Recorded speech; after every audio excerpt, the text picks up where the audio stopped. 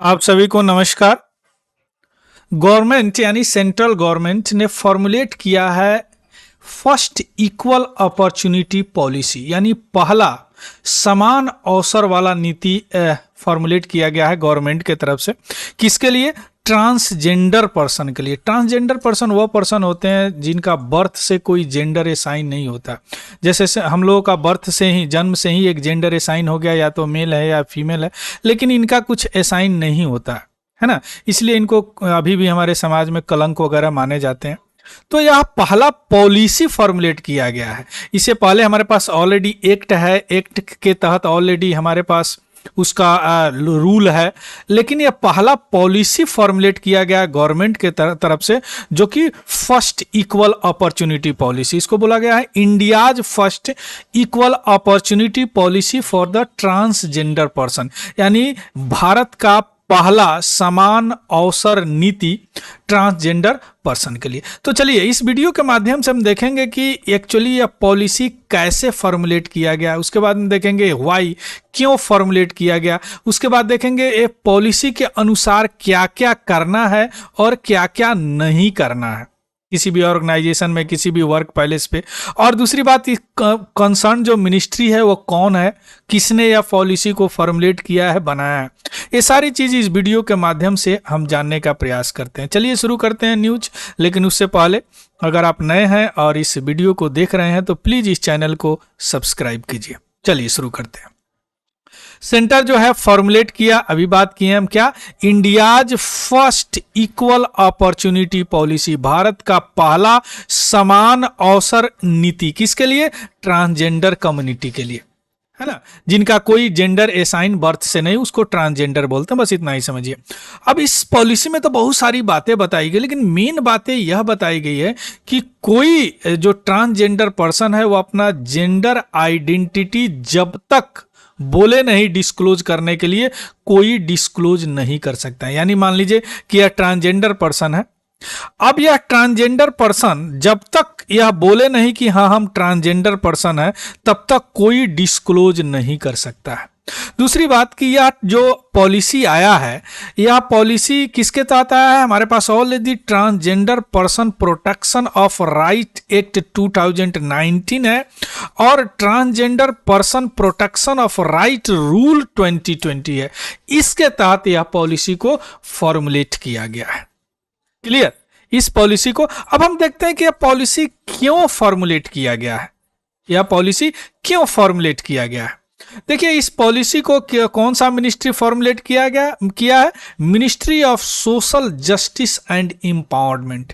इन्होंने नोटिफाई किया है इस पॉलिसी को, जो कि equal opportunity policy for transgender कहा जा रहा है, यानी समान अवसर वाला नीति ट्रांसजेंडर पर्सन के लिए। यह क्यों किया गया? इसका करने के पीछे का कारण है कि उनके साथ जो ट्रीटमेंट होता, व्यवहार होता ट्रांसजेंडर इंडिविजुअल के साथ, वह फेयर हो, यानी अच्छा, वैसा नहीं कि भेदभाव की तरह हो। ऐसा इंश्योर करने के लिए यह पॉलिसी फॉर्मुलेट किया गया है।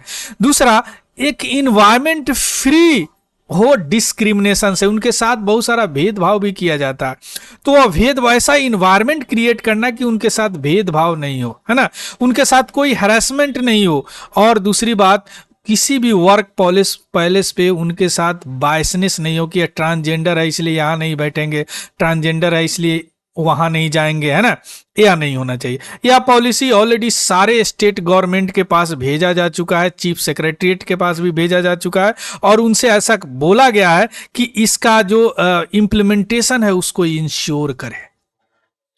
क्लियर? अब हम देखते हैं कि इस पॉलिसी के अनुसार क्या है, पॉलिसी क्या क्या बोला।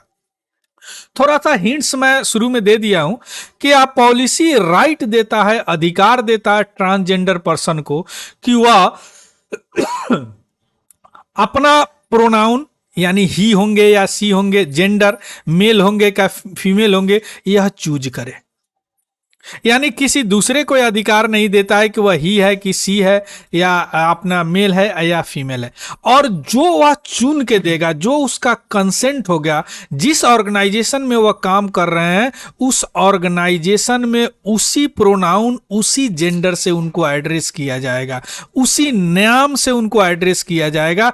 और दूसरी बात, जो भी वर्क पॉलिसी का कम्युनिकेशन होगा उसी नाम, प्रोनाउन और जेंडर से होगा। क्लियर। इसके अलावा ऑर्गेनाइजेशनल, सभी ऑर्गेनाइजेशन, जिस ऑर्गेनाइजेशन में कम्युनिकेशन में यह रिफ्लेक्ट करेगा, इवन ईमेल एड्रेस में और कोई ऑफिशियल डॉक्यूमेंट में वही नाम रिफ्लेक्ट करेगा जो वह चूज किए हैं। ऐसा नहीं कि आप अपने से कुछ दे देंगे। क्लियर। इसके अलावे भी यह पॉलिसी जो है जोर देता है कि उनका जो गोपनीयता है उनको थोड़ा सा मेंटेन करके रखा जाए। क्लियर।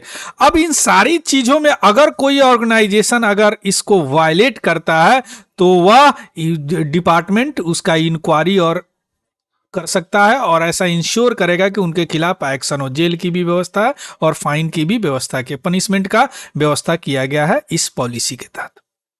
क्लियर। अब यह पॉलिसी कुछ चीजों को ना करने के लिए भी बोलता है, मना भी करता है। जैसे किसी भी फॉर्म में जो उनको हरासमेंट किया जाता है ना, बुलिंग किया जाता है जो कि जेंडर आइडेंटिटी पे, उसको रोकता है। इसके अलावे जेंडर आइडेंटिटी पर जो बुलिंग होता है, हरासमेंट होता है, ये सारी चीज को स्ट्रिक्टली मना करता है। और दूसरी बात कि सभी डिपार्टमेंट के पास ऐसा इंश्योर करता है यह पॉलिसी कि एक ग्रीवनांस रिड्रेसल मैकेनिज्म होना चाहिए जो उनके इस पॉलिसी को जो वायलेट करे उनके खिलाफ लागू हो, है ना।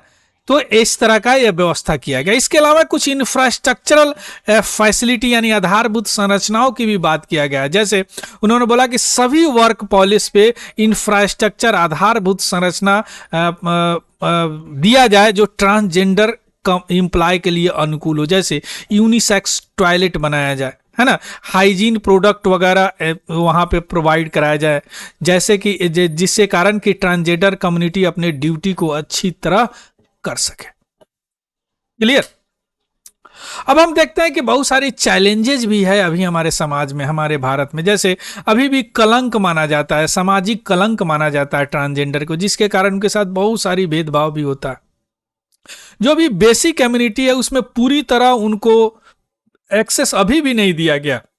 जैसे हेल्थ केयर, हॉस्पिटल वगैरह, एजुकेशन वगैरह में उनके साथ अभी भी भेदभाव होता है। इसके अलावा उनके साथ फिजिकल या वर्बल, मुंह से बातचीत या सेक्सुअल एब्यूज उनके साथ अभी भी हो रहे हैं। उनका यह वल्नरेबल है, इनके साथ आराम से हमेशा होते रहते हैं। किसके साथ? ट्रांसजेंडर पर्सन के साथ। तो गवर्नमेंट ने ऐसा नहीं, इस पॉलिसी से पहले भी बहुत सारे मेजर ने गवर्नमेंट वेलफेयर और एम्पावर करने के लिए, उनको सशक्तिकरण करने के लिए ट्रांसजेंडर पर्सन को बहुत सारी चीज़ें उन्होंने कदम उठाए हैं, मेजर लिए हैं। जैसे national council for transgender person है, हमारे पास एक काउंसिल बनाया गया है, जो कि काउंसिल कब बना, किसके तहत बना? Transgender person protection of right act 2019, जब एक्ट पारित हुआ तो यह काउंसिल बनाया गया जो इनका देख रेख करता है। इसके अलावा गवर्नमेंट का बहुत सारे इनिशिएटिव है, जैसे गरिमा गृह है, जो भी गरीब होते हैं ट्रांसजेंडर, जिनके पास अपना घर नहीं होता, उनको गवर्नमेंट शेल्टर प्रोवाइड करता है। तो इनके जो आश्रय जो दिया जाता है उसको गरिमा गृह कहा जाता है।